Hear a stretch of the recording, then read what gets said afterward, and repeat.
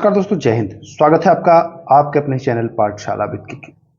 दोस्तों, बिहार पुलिस का एग्जाम अभी 2 चरणों में हुआ है। इसके अलावा और भी जो हैं एग्जाम्स होने बाकी हैं और बाकी चरणों का तो देखा जा रहा है कि जो साइंस के प्रश्न हैं वह ज़्यादा संख्या में पूछे जा रहे हैं। तो क्यों ना साइंस पर ज़्यादा फोकस किया जाए। बिल्कुल, जहाँ से ज़्यादा प्रश्न पूछते हैं उनको ज़्यादा पढ़ना है, सिस्टम यही कहता है। अगर आप हटके अलग पढ़ते हैं तो कोई बात नहीं, बट जहां से प्रश्न बनता है उन चीजों को पढ़िए, ज्यादा फायदा होगा, सीधा सा। और ये भी देखा गया कि प्रश्न जो है एनसीईआरटी से अधिकांश पूछे गए हैं, है ना। तो इससे पहले मैं बायोलॉजी के 9th और 10th का जो क्लास है एनसीईआरटी वो मैं करा चुका हूं। अब जो बचा है वह केमिस्ट्री और फिजिक्स बचा है। तो आज का जो वीडियो है यह केमिस्ट्री का है। इसमें 9th के, जी हाँ, एनसीईआरटी 9th क्लास के बहुत सारे केमिस्ट्री के प्रश्न हैं जो बिल्कुल हूबहू एग्जाम में आपको देखने को मिल जाएगा। अगर आपको यकीन नहीं है तो बायोलॉजी के जो वीडियो मैं कराया हूं उसको देख लीजिए और मैच करा लीजिए। बायोलॉजी का भी लगभग उससे ही क्वेश्चन आए हैं। तो आगे एग्जाम है तो बायोलॉजी वाला भी सब कर लीजिए, उसके बाद ये केमिस्ट्री कर लीजिए, फिर फिजिक्स भी मैं करा दूंगा। उसके अलावा और भी मैं ज्योग्राफी पहले ही आपको करा चुका हूँ एनसीईआरटी। तो कुल मिलाकर के सारे करा चुका हूँ, परेशान होने की आवश्यकता नहीं है। तो चलिए शुरू करते हैं। पहला ही प्रश्न है, क्या है भैया? पदार्थ खाली स्थान मिलकर बना है। तो पदार्थ कणों से बना है। किससे बना है? कणों से मिलकर के बना है। बहुत ही बढ़िया प्रश्न है, इजी प्रश्न है। मैं उम्मीद करता हूं इस प्रश्न को आप वैसे भी कर लेते। चलिए दूसरा सवाल, इनमें से किसकी थोड़ी सी मात्रा अगर पानी में मिलाएं तो मात्रा थोड़ी सी मिलाने से बहुत अधिक पानी रंगीन हो जाता है। मतलब बहुत अधिक पानी है और थोड़ी सी मात्रा मिलाएंगे तो क्या है वो जो पूरे पानी को रंगीन कर देता है? वह है पोटेशियम परमैंगनेट। जी हाँ, पोटेशियम परमैंगनेट की थोड़ी सी मात्रा अगर पानी में मिलाते हैं ना तो पूरी पानी जो है वह रंगीन कर देता है। ऐसा प्रश्न आएगा, बिल्कुल आएगा। किसी पदार्थ का तापमान अगर बढ़ाते हैं तो उसकी गतिज ऊर्जा पर क्या प्रभाव पड़ेगा? देखिए, शानदार प्रश्न है, लेवल वाला प्रश्न है। किसी पदार्थ का आप अगर टेम्परेचर बढ़ाते हैं तो गतिज ऊर्जा भी बढ़ जाएगी। टेम्परेचर बढ़ने से गतिज ऊर्जा भी है वह बढ़ती है, याद रखिएगा। टेम्परेचर और गतिज ऊर्जा बढ़ती है, ये ध्यान रखना है। चलिए, गर्म करने पर विसरण पर क्या प्रभाव पड़ेगा? अब गतिज ऊर्जा बढ़ रही है तो विसरण भी जो है वह बढ़ जा रहा है, तेज हो जा रहा है।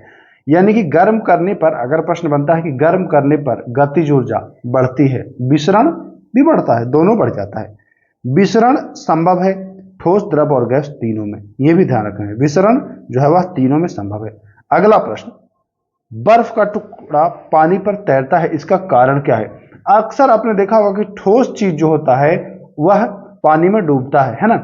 लेकिन यहां कह रहा है कि बर्फ का जो टुकड़ा है ये ठोस है, और ये भी नहीं कि मतलब अंदर खोखला है कि इस वजह से ठोस है और भरा भी है, तब भी यह पानी में तैर रहा है। इसका कारण क्या है? तो देखिए, बर्फ का जो घनत्व है ना, जो डेंसिटी है ना, वह पानी के घनत्व से कम है। पानी से कम घना है बर्फ। तो जब कम घना होगा तो तैरना शुरू हो जाता है। यही नियम है तैरने का। नियम यही है कि जिस चीज में आप तैराना चाहते हैं वस्तु उससे कम घना होना चाहिए, वो तैर जाएगा। ये बिल्कुल इजी। ठोस के तापमान को बढ़ाने पर उनके कणों की गतिज ऊर्जा, अभी हमने बताया कि तापमान बढ़ाएंगे तो गतिज ऊर्जा जो है वह बढ़ जाएगी। बिल्कुल इजी है, कोई दिक्कत नहीं है। चलिए, वह तापमान जिस पर ठोस पिघलकर द्रव बन जाता है। कोई ठोस पिघलकर द्रव बन जाता है तो पूछेगा कि भाई किस तापमान पर? तो वह उसका गलनांक बिंदु होता है। जिस तापमान पर कोई ठोस गल के और पिघल के द्रव बन जा रहा है तो उसका गलनांक बिंदु कहलाता है। अब पूछता है आपसे कि बर्फ का गलनांक बिंदु, तो 273.16 केल्विन। जी हाँ, 273.16 केल्विन। वह ताप जिस पर द्रव उबलने लगता है, जैसे आप पानी को उबालते हैं तो कितने डिग्री पर उबलता है ना। तो वो जो ताप होता है उसको क्वथनांक कहते हैं। क्वथनांक, उसी क्वथनांक पर उबलता है, और पानी के लिए वह क्वथनांक है 373 केल्विन। डिग्री में पूछे तो 100 डिग्री बताएंगे। चलिए अगला प्रश्न, ठोस से सीधे गैस में बदल जाना। देखिए, अब जो प्रश्न है यह प्रश्न आपने अक्सर देखा होगा एग्जाम्स में। तो ठोस से सीधे गैस में, अच्छा कोई ठोस है जैसे बर्फ है तो डायरेक्ट गैस में कैसे बदलेगा? वो पहले ठोस से द्रव पानी बनेगा, पानी से तब वाष्प बनेगा। लेकिन कुछ ऐसे ठोस हैं जो ठोस तो रहेंगे, ठोस हैं, और ये डायरेक्ट गैस बदल जाएंगे, बिना द्रव बने हुए गैस बन जाएंगे। वह कौन कौन से हैं? तो जैसा सीधा उदाहरण मैं दे रहा हूं, कपूर आपने देखा हो, कपूर ले आइए बाजार से और उसको खुले में छोड़ दीजिए, थोड़े दिन के बाद देखेंगे कि वो कपूर गायब। आखिर वो कपूर गया कहाँ? तो वह जो कपूर है ना, वो ठोस सीधे गैस बन गया बिना द्रव बने। तो यही है उदर्भपातन। पूछता है कि ठोस से सीधे गैस बन जाना उदर्भपातन, अंग्रेजी में इसको सब्लिमेशन कहते हैं। जी हाँ, ये भी ध्यान देगा, सब्लिमेशन। ओके, चलिए अब कुछ ऐसी भी चीजें हैं जो गैस से सीधे ठोस बदल जा रही हैं बिना द्रव बने हुए, है ना। ये दोनों प्रश्न बिहार दरोगा में भी पूछा गया है, बिहार पुलिस में भी पूछा गया है, तो ध्यान दीजिएगा, ज्यादा महत्वपूर्ण है ये वाला, तो बहुत ज्यादा महत्वपूर्ण है। गैस से सीधे ठोस में बदलता है वह निक्षेपण कहलाता है। ओके, अगर अंग्रेजी पूछे तो रिवर्स सब्लिमेशन, याद रखिएगा। उदर्भपातन के उदाहरण तो कपूर या ठोस कार्बन डाइऑक्साइड। जी हाँ, ठोस कार्बन डाइऑक्साइड का भी वही हाल है, सूखा बर्फ इसे कहते हैं, तो वह भी यही हाल है, डायरेक्ट ठोस से गैस। ठोस कार्बन डाइऑक्साइड को नाम से जानते हैं, किस नाम से? अभी चर्चा किया हमने कि सूखा बर्फ के नाम से जो है वह जानते हैं। चलिए 16 नंबर सवाल, बिना क्वथनांक पर पहुंचे कोई द्रव वाष्प में बदल जाता है, बिना क्वथनांक पर। अच्छा देखिए कितना शानदार प्रश्न है, ऐसे प्रश्न आपको ये जो आप छोटे छोटे बुक्स पढ़ रहे हैं ना वहां नहीं दिखाई देंगे, और एग्जाम में आपको ऐसे ही प्रश्न मिलता है भैया। जैसे आपने देखा होगा, अभी हमने बताया कि जिस बिंदु पर पानी जो है वह उबल करके और गैस बनता है तो वह क्वथनांक बिंदु होता है, क्वथनांक होता है। लेकिन बिना क्वथनांक पर पहुंचे ही कोई द्रव वाष्प में बदल जा रहा है, यानी गैस बन जा रहा है, वह क्या कहलाएगा? तो वह वाष्पीकरण कहलाएगा। अच्छा, अभी हमने बताया कि पानी को उबलने के लिए 100 डिग्री का टेम्परेचर चाहिए, 100 डिग्री पर ही वो वाष्प बनेगा। लेकिन आपने तालाब के पानी को सूखते देखा है, कभी उसको उबलते देखा है? कभी आपने देखा है कि तालाब का पानी उबल रहा है और उबल उबल के वाष्प बन रहा है? नहीं, वह उबलता नहीं है, वह वाष्पीकरण की क्रिया वहां हो रही है। तो वाष्पीकरण ऐसा प्रोसेस है कि बिना क्वथनांक पर पहुंचे ही वाष्प में बदल जाएगा। तो ये चीज बहुत ही अच्छे से पढ़िएगा, वाष्पीकरण जो है यह क्वथनांक बिंदु पर पहुंचने की आवश्यकता नहीं है, बिना क्वथनांक पहुंचे ही यह वाष्प में बदल जाता है। ओके, ध्यान दीजिएगा, बहुत शानदार प्रश्न है दोस्तों, अगर आप ध्यान से देखेंगे तो प्रश्न समझ में आएगा। गीले कपड़े सूख जाते हैं, आपने देखा अपना कपड़ा धोया और धूप में सुखाया तो क्या कपड़ा उबलने लगता है? उसके अंदर के पानी वाष्प बनने के लिए नहीं उबलता है, वह वहां वाष्पीकरण के माध्यम से वह कपड़ा सूख जाता है। अब देखिए वाष्पीकरण की दर बढ़ जाती है ऑप्शन के हिसाब से। ऑप्शन के हिसाब से क्या, आपको मैं समझा ही देता हूं। जैसे आप एक गिलास में पानी रखिए, ओके, छोटा गिलास, और एक बड़ा सा थाली में पानी रखिए, पानी दोनों में 50 ग्राम ही रखिए, इसमें भी 50 ग्राम, इसमें भी 50 ग्राम। दिन भर धूप में आप छोड़ दीजिए, क्या आप पाते हैं कि जो थाली का पानी है वह गायब हो गया और जो गिलास का पानी है वह बचा है पानी, जबकि दोनों में 50 ग्राम है, दोनों को धूप में रखा गया है। तो चूंकि इसका एरिया है वह ज्यादा है, सतही क्षेत्रफल ज्यादा है, इस वजह से यहां वाष्पीकरण की दर बढ़ी है। तो वाष्पीकरण की दर निर्भर करेगा किस पर? सतही क्षेत्रफल, तापमान में वृद्धि पर। अच्छा, जाड़े के दिन में अगर 50 ग्राम पानी रखिए और गर्मी के दिन में 50 ग्राम पानी रखिए तो जाड़ा का दिन वाला जो पानी है वह बहुत बाद में सूखेगा, शायद न भी सूख पाए, गर्मी वाला सूख जाएगा। तो कहने का सीधा मतलब है कि तापमान पर भी ये निर्भर करता है, आर्द्रता में कमी पर भी, वायु की गति पर भी। आप देखते हैं जब कपड़ा सुखाते हैं तो धूप नहीं है, लेकिन अगर वायु तेज चल रहा है तब भी आपका कपड़ा सूख जाएगा, या पंखे के नीचे आप रखिए कपड़ा भिगा करके तो वो सूख जाएगा। तो ये सारी चीजें मैं उम्मीद कर रहा हूं कि ये सारी चीजें आप समझ रहे होंगे। ओके, चलिए पदार्थ की 5 अवस्थाएं, पहले जब आप पढ़े होंगे तो ठोस, द्रव और गैस 3 पढ़े होंगे, है ना। लेकिन जब आप आगे पढ़ेंगे, उच्च क्लास में पढ़ेंगे, तो आपको पता चलेगा कि 3 नहीं बल्कि 5 है। ठोस, द्रव और गैस तो है ही, एक है प्लाज्मा और एक है बोस आइंस्टीन कंडेंसेट। जी हाँ, बोस आइंस्टीन कंडेंसेट, ये है प्लाज्मा को दोबारा लिख दिया गया है, ध्यान दीजिएगा। ये 5 अवस्था है। ओके, तो ये ध्यान देना है आपको। अब पूछता है आपसे कि सूर्य और तारों में जो चमक है उसका कारण क्या है? तो सूर्य और तारों में जो चमक है उसका कारण है प्लाज्मा। दाब का मात्रक, देखिए ये प्रश्न बहुत ही है, पूछा भी गया है फर्स्ट शिफ्ट में, तो ध्यान। दाब का मात्रक है, सही मात्रक है पास्कल है। चलिए अगला प्रश्न चलते हैं, देखिए क्या कह रहा है। जल में घुले हुए सोडियम क्लोराइड को किस विधि से पृथक किया जाता है? देखिए ये 1 प्रश्न है, ये सारे प्रश्न आएंगे एग्जाम में, अब बाद में आप लोग पछताएंगे। देख लीजिए अच्छे से, इसको एक दो बार रिपीट करके देखिए, स्लो करके देखिए, देखिए ये प्रश्न आएंगे, बिल्कुल आएंगे, मैं कह रहा हूं, गारंटी है ये प्रश्न आने वाले हैं, क्योंकि ऐसे प्रश्न ही पूछे जाते हैं भैया। देखिए इसको मैं रेड कलर से करूंगा, ज्यादा इंपॉर्टेंट है। जल में घुले हुए सोडियम क्लोराइड को किस विधि से पृथक किया जाता है? जल में सोडियम क्लोराइड घुला रहता है, उसको वाष्पीकरण या आसवन विधि से पृथक किया जाता है। जल में घुले सोडियम क्लोराइड यानी साधारण नमक, समुद्री जल से साधारण नमक बनाते हैं ना, तो किस विधि से? तो वाष्पीकरण या आसवन विधि से इसको किया जाता है। टिंचर आयोडीन कहते हैं। देखिए बहुत भयानक प्रश्न है, ये सारे प्रश्न आप नोट कर लीजिए बच्चों, न तो स्क्रीनशॉट भी ले लीजिएगा।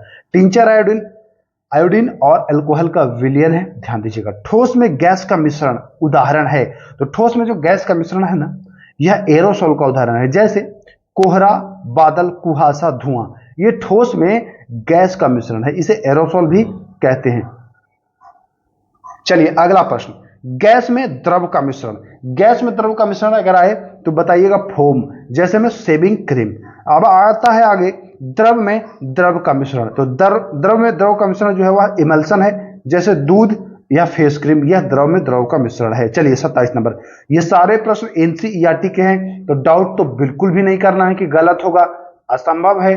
अगर एनसीईआरटी खुद गलत पढ़ाएगी तब आपका गलत हो सकता है, बट एनसीईआरटी ये प्रमाणिक है, आपको भी पता है गलत नहीं होता है। अगर गलत भी होगा तो आयोग उसी का आंसर मानेगा, तो आपको आंसर से ही मतलब है ना। चलिए अगला प्रश्न चलते हैं। अगला प्रश्न देखिए क्या कह रहा है, कोलाइड मिश्रण को पृथक करते हैं, तो कोलाइड मिश्रण को अपकेंद्रीय तकनीक से कैसे? अपकेंद्रीय तकनीक से। कोलाइड मिश्रण को अपकेंद्रीय तकनीक से जो है वह अलग करते हैं। विसमांगी मिश्रण को अलग करते हैं। देखिए बहुत बढ़िया प्रश्न है ये, स्क्रीनशॉट लेते रहिए भैया। विसमांगी मिश्रण को अलग किया जाता है, तो विसमांगी जो मिश्रण है ना, उनको साधारण भौतिक क्रिया के द्वारा अलग किया जाता है। जैसे चावल में दाल मिला दिए तो आप कैसे अलग करेंगे? आराम से हाथ से चुनकर कर सकते हैं ना, कोई दिक्कत नहीं है। चलिए आगे 29 नंबर सवाल, रंग वाले घटक को नीले अथवा काले रंग की स्याही से कैसे पृथक करते हैं? तो नीले अथवा काले रंग की स्याही से रंग वाले घटक को वाष्पीकरण के माध्यम से। देखिए हूबहू प्रश्न आएगा, हूबहू, तो स्क्रीनशॉट ले लीजिए और याद कर लीजिए। चलिए 30 नंबर सवाल, दूध से क्रीम को कैसे अलग करते हैं? तो दूध से क्रीम को अपकेंद्रीकरण के माध्यम से, दूध से क्रीम को अपकेंद्रीकरण के माध्यम से अलग करते हैं। कैसे? अपकेंद्रण के माध्यम से या अपकेंद्रीकरण के माध्यम से, याद रखिएगा। अगला प्रश्न देखिए बहुत बढ़िया प्रश्न है, 31 नंबर, हुबहू आएगा। जांच प्रयोगशाला में रक्त और मूत्र जांच में किसका प्रयोग किया जाता है? तो जो लैब होता है, जो जहां आप ब्लड या पेशाब जांच कराते हैं, तो उसमें अपकेंद्रीकरण का ही प्रयोग किया जाता है। जी हाँ, अपकेंद्रीकरण का ही प्रयोग किया जाता है। चलिए अगला प्रश्न, दो अघुलनशील द्रवों के मिश्रण को कैसे पृथक करते हैं? अघुलनशील मतलब दो जो ऐसे द्रव हैं जो घुल नहीं पा रहे हैं, तो उनको कीप के पृथक्करण कीप के द्वारा उसको अलग करते हैं। कैसे? कीप के द्वारा अलग करते हैं। अगला प्रश्न, काली स्याही में विद्यमान डाइयों का पृथक्करण करते हैं। काली स्याही में विद्यमान डाइयों का पृथक्करण, तो काली स्याही में जो विद्यमान डाई रहता है उसको क्रोमेटोग्राफी के द्वारा, किसके? क्रोमेटोग्राफी के द्वारा उसको अलग करते हैं। देखिए अभी रक्त और पेशाब की जो जांच हो रही थी वहां आप कैसे देख रहे थे? अपकेंद्रीकरण के माध्यम से, लेकिन रक्त में नशीले पदार्थ जो होते हैं, जैसे आप दारू पी लेंगे, आपका मेडिकल होगा, तो पता कैसे चलेगा? या और कोई नशा करेंगे तो कैसे पता चलेगा? तो वहां क्रोमेटोग्राफी होता है। ओके, तो ये ध्यान दीजिए, क्रोमेटोग्राफी से। चलिए 35 नंबर सवाल, दो घुलनशील द्रवों के मिश्रण को अलग करते हैं। अभी अघुलनशील द्रव था, उसको आप कैसे अलग कर रहे थे? कीप के माध्यम से। अब घुलनशील द्रव है तो उसको आप आसवन विधि के माध्यम से करेंगे। कैसे करेंगे भैया? आसवन विधि के माध्यम से। देखिए ये प्रश्न 36 नंबर प्रश्न, स्टार लगा देते हैं, इसमें आना है इसको। एसीटोन और जल को उसके मिश्रण से अलग करेंगे, तो एसीटोन और जल को उसके मिश्रण से आसवन विधि से ही अलग करेंगे। एसीटोन जल के मिश्रण को आसवन विधि से। अघुलनशील तेल तथा जल के मिश्रण को पृथक करते हैं। अघुलनशील, अभी हमने बताया कि अघुलनशील द्रवों को पृथक्करण कीप के द्वारा अलग करते हैं। अघुलनशील तेल और जल है उसको पृथक्करण कीप से ही आप अलग जो है वह करने वाले हैं। चलिए 38 नंबर सवाल, दो या दो से अधिक घुलनशील द्रव जिनका क्वथनांक का अंतर जो है वो 25 केल्विन से कम होता है। ध्यान से सुनिएगा, दो या दो से अधिक घुलनशील द्रव जिनका जो क्वथनांक है, क्वथनांक मतलब बॉइलिंग पॉइंट, उबलने वाला बिंदु है ना, अगर उनका अंतर 25 केल्विन से कम है, उस मिश्रण को पृथक करेंगे प्रभाजी आसवन से। देखिए आसवन एक है और एक प्रभाजी आसवन है। प्रभाजी आसवन से वैसे द्रवों को अलग करेंगे जब दो द्रव है, जैसे मान के चलिए कि उदाहरण स्वरूप, जैसे मान के चलिए कि यहाँ है पानी और यहाँ है मान के चलिए पेट्रोल मिला दीजिए, तो माना कि, देखिए एग्जैक्ट वैल्यू नहीं बता रहा हूं, माना कि इन दोनों के जो बॉइलिंग पॉइंट है इनका अंतर है 25 केल्विन, तो इसको कैसे अलग करेंगे? प्रभाजी आसवन से अलग करेंगे। और 25 केल्विन से अगर अधिक है तो उसको दूसरे विधि से अलग करेंगे। 25 केल्विन से कम होता है तभी अलग करते हैं प्रभाजी आसवन से, ध्यान दीजिएगा। वायु से विभिन्न गैसों का पृथक्करण कैसे करते हैं? वायु से विभिन्न गैसों का पृथक्करण तो प्रभाजी आसवन से ही करते हैं। जैसे वायु है, इसमें तो ऑक्सीजन है, कार्बन डाइऑक्साइड है और भी हैं गैसें, तो इसको अलग करेंगे हम प्रभाजी आसवन से। ओके, ध्यान दीजिए। चलिए, पेट्रोलियम उत्पादों से उनके विभिन्न घटकों का पृथक्करण कैसे किया जाता है? पेट्रोलियम उत्पादों से उनके विभिन्न घटकों का जो पृथक्करण है वह प्रभाजी आसवन से किया जाता है। कैसे? प्रभाजी आसवन से किया जाता है।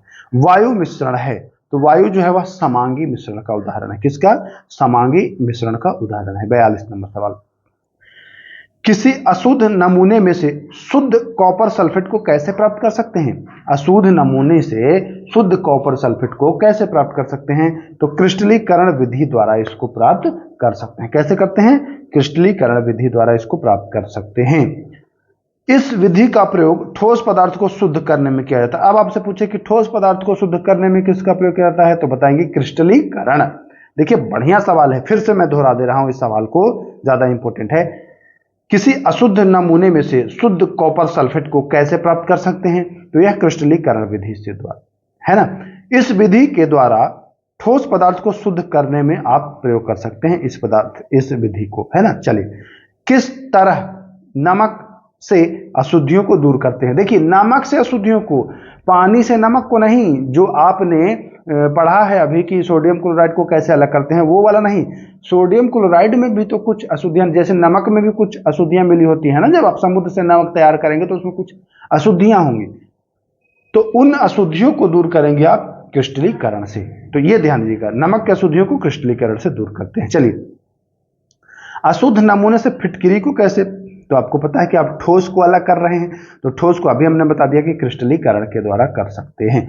जलना उदाहरण है, तो जलना उदाहरण है किसका भैया? तो जलना एक रासायनिक परिवर्तन है। जलना क्या है? रासायनिक परिवर्तन है। देखिए रासायनिक परिवर्तन और भौतिक परिवर्तन आपको मैं पहले बता चुका हूं, यहां पर ध्यान दीजिएगा। मोमबत्ती के जलने की प्रक्रिया उदाहरण है भौतिक और रासायनिक दोनों। तो मोमबत्ती, देखिए मोमबत्ती जलता है तो एक पिघलता है और एक जलता है ना। मोमबत्ती जब आप जलाएंगे तो कुछ भाग पिघलेगा और कुछ जलेगा, तो जो पिघल के पुनः मोमबत्ती बन जाए तो भौतिक परिवर्तन, और पिघल के मोमबत्ती ना बन पाए, जो उड़ जाए, तो वो हो जाएगा रासायनिक। यानी कि मोमबत्ती का जलना दोनों तरह का उदाहरण है। ध्यान दीजिएगा। 47 नंबर सवाल, तत्व शब्द का प्रयोग किसने किया था? तत्व शब्द का प्रयोग किसने किया था? तो यह वर्ष 1661 ईस्वी में रॉबर्ट बायल के द्वारा, जी हाँ, वर्ष 1661 ईस्वी में रॉबर्ट बायल के द्वारा तत्व शब्द का प्रयोग जो है वह किया गया है। चलिए आगे चलते हैं। 48 नंबर सवाल, धातु के प्रमुख गुणधर्म। अब आपको दे देगा ऑप्शन, इनमें से कौन धातु का गुणधर्म नहीं है? तो ध्यान दीजिएगा, बहुत अच्छे से समझना है बच्चों। यह चमकीली होती है, बिल्कुल चमकीली होती है। जैसे एग्जांपल ले लीजिए सोना चांदी, है ना, स्टील, तो यह चमकीली होती है, आपको पता है।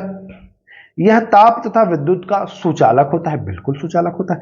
यह तन्य होता है, इसको खींच सकते हैं, तन्य कर सकते हैं। यह आघातवर्त होता है, इसको पीट करके पतला किया जा सकता है। देखिए सोना को पीट करके चादर बनाते हैं, लोहा चांदी जो भी है, तो यह आघातवर्त होती हैं। अब आगे एक प्रश्न है कि कौन सा धातु जो है वह कमरे के तापमान पर द्रव होता है?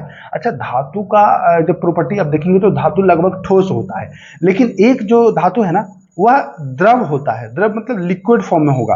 वह कौन सा धातु है? तो अपने पारा को देखा होगा, पारा जो है वह लिक्विड जैसा रहता है। अब आप थर्मामीटर देखेंगे पारा वाला, तो उसमें देखेंगे कि पारा इधर से उधर डुलते चलेगा, या पारा को खोल के गिराइए तो वह बिल्कुल द्रव लिक्विड रहेगा।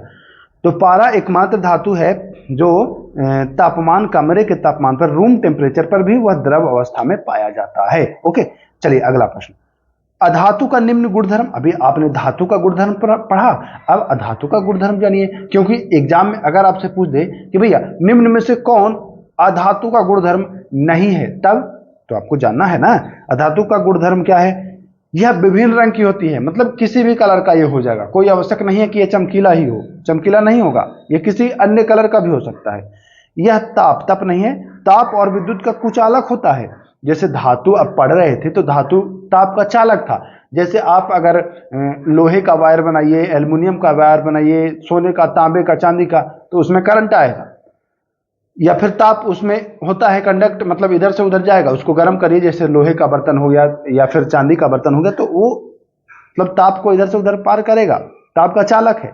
विद्युत का भी चालक है, लेकिन आप अधातु पढ़ेंगे ना तो ताप का भी ये कुचालक है और विद्युत का भी कुचालक है। जैसे लकड़ी हो गया या फिर और भी प्लास्टिक हो गया, ये कुचालक है ना, तो ये अधातु में आएंगे, है कि नहीं। इसके अलावा और भी जो है वो अधातु में आएंगे, तो ध्यान दीजिएगा। इसकी एक प्रॉपर्टी और है कि यह आघात वर्ध नहीं होती है, इसको पीट करके आप चौड़ा नहीं करेंगे, पीटेंगे तो ये टूट जाएगा। जैसे प्लास्टिक को अगर हथौड़ी से मारिए तो ये टूट जाएगा, तुरंत टूट जाएगा, है ना, लकड़ी को मारिए तो टूट जाएगा।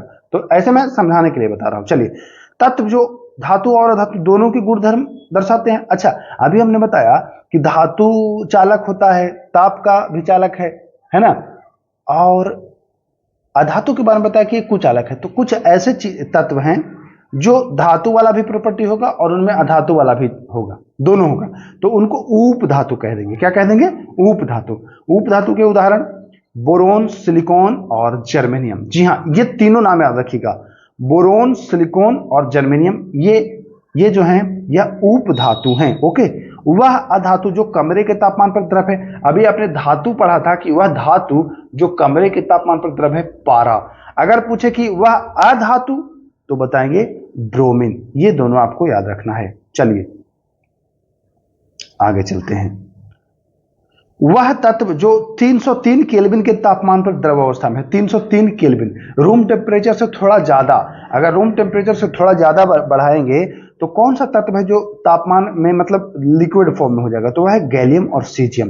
देखिए, गैलियम और सीजियम नाम याद रखिएगा। किस गैस की गंध सड़े हुए अंडे जैसे होती है? किस गैस की गंध सड़े अंडे जैसे होती है? तो वह गैस है हाइड्रोजन सल्फाइड। जी हाँ, हाइड्रोजन सल्फाइड गैस जो है, इसकी जो गंध है वह सड़े अंडे जैसे होती है।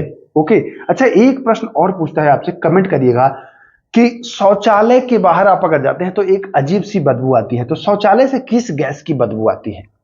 ये जरा आप कमेंट कर दीजिए, है ना, ये जरा आप कमेंट कर दीजिए। मैं जानना चाहता हूं कि क्या इसका आंसर आपको पता है या नहीं।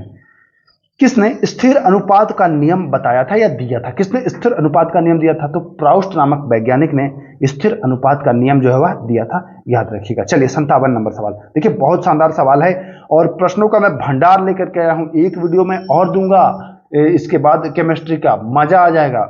ये सारे प्रश्न जो है ना, बस बिहार पुलिस के लिए अगर कर रहे हैं ना तो अच्छे से देख लीजिए, 1 से 2 बार ना, बिल्कुल भाई साहब एकदम समझिए कि केमिस्ट्री में एक आध प्रश्न छूट जाए तो छूट जाए, लेकिन छूटने वाला नहीं है। चलिए, जल में देखिए, यहां से जल में हाइड्रोजन एवं ऑक्सीजन के द्रव्यमानों का अनुपात आप पढ़े हैं ना, जल का सूत्र H2O, हाइड्रोजन और ऑक्सीजन, तो इनके द्रव्यमान का जो अनुपात है ना, हाइड्रोजन और ऑक्सीजन का, तो हाइड्रोजन का अनुपात है 1 और ऑक्सीजन का अनुपात है 8। तो जल में हाइड्रोजन और ऑक्सीजन के द्रव्यमान का अनुपात है वह 1:8 है। 8:1 नहीं, 1:8, ध्यान देना है आपको।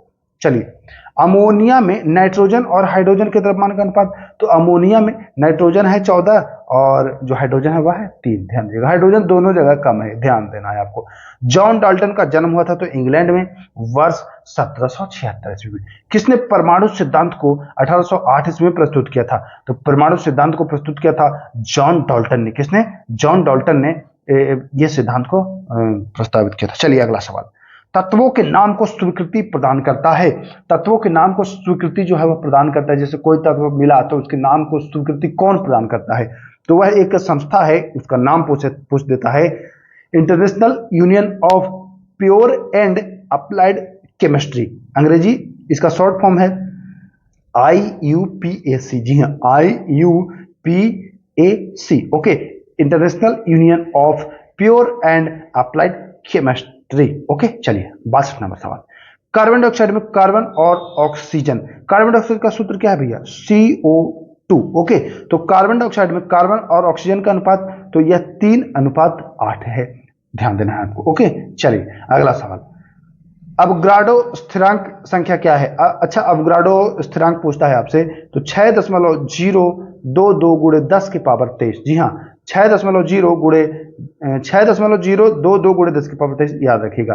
मोल को प्रस्तावित कब किया गया था, तो मोल को 1896 में प्रस्तावित पूछ रहा है, प्रस्तावित, स्वीकारा नहीं पूछ रहा है, प्रस्तावित पूछ रहा है, तो ध्यान दीजिएगा 1896 में। मोल को इकाई के रूप में अब पूछ रहा है स्वीकारा, तो स्वीकारा गया 1967 में। तो दोनों चीज आपको याद रखना है। इलेक्ट्रॉन का पता किसने लगाया था, तो इलेक्ट्रॉन का पता जो है वह जे थॉमसन ने लगाया था। किसने, जे थॉमसन ने लगाया था। चलिए आगे चलते हैं। कैनाल रे, कैनाल रे की खोज किसने की थी, बहुत बढ़िया प्रश्न है। तो कैनाल रे की खोज जो है वह गोल्डस्टीन ने की थी 1886 ईस्वी में। जी हाँ, कैनाल रे, गोल्डस्टीन, केनाल रे है, केनाल रे। ऐसे अगर बदलता है नाम आपसे कभी केनाल या कैनाल, तो ध्यान रखिएगा यही है। चलिए आगे चलते हैं। 1886 है, 69 नंबर। प्रोटॉन की खोज किसने की थी, प्रोटॉन की खोज गोल्डस्टीन ने की थी, याद रखना है, प्रोटॉन की खोज गोल्डस्टीन ने की है। इजी प्रश्न है। 70 नंबर सवाल, इलेक्ट्रॉन परमाणु के भीतर कैसे व्यवस्थित रहते हैं। देखिए दोस्तों, बहुत शानदार प्रश्न है। प्रश्न का जो लेवल है ना, वो बिल्कुल एकदम एग्जाम लेवल है। ध्यान से समझिएगा इस प्रश्न को। इलेक्ट्रॉन परमाणु के भीतर कैसे व्यवस्थित रहते हैं, इसका प्रयोग हेतु रदरफोर्ड ने अल्फा कणों को टकराया था। तो एक सोने की बहुत पतली पन्नी पर अल्फा कणों को इन्होंने टकराया था। तो इन्होंने देखा कि कुछ जो है वह वापस लौटता है और कुछ जो है वह चला जाता है। इसके बारे में डिटेल में जब आप पढ़ेंगे एनसीईआरटी तो आपको पता होगा, या फिर मैं जब डिटेल में क्लास कराऊंगा तो वहां बताऊंगा। तो यहां बस समझ लीजिए कि किसने किया था, टकराया था, किस पर टकराया था, तो सोने की पन्नी पर। किसने, रदरफोर्ड ने। कौन सी कण थी, अल्फा। अभी आगे चलते हैं, इस पर 4-5 प्रश्न बनते हैं। अगला है, किस वैज्ञानिक ने अल्फा कणों को सोने की पन्नी से प्रकीर्णन कराया था, तो रदरफोर्ड होगा। 4-5 प्रश्न बनेंगे, 4-5 प्रश्न देख लिए आपका क्लियर हो जाएगा। सोना की पन्नी है, रदरफोर्ड है, अल्फा कण है, 2-3 चीज आपको याद रखना है। चलिए आगे चलते हैं। किसे नाभिकीय भौतिक का जनक माना जाता है, तो नाभिकीय भौतिक का जनक अभी आपने देखा कि कैसे उन्होंने खोजा था, तो वह रदरफोर्ड ही थे। ओके, चलिए ये देखिए 73 नंबर सवाल, उसी पर प्रश्न है एकदम आधारित। किस वैज्ञानिक ने सोने की पन्नी के द्वारा परमाणु के नाभिक की खोज की, तो वह रदरफोर्ड ही है ना, ध्यान देना है। ये सारे प्रश्न अति उच्च हैं, अति उच्च।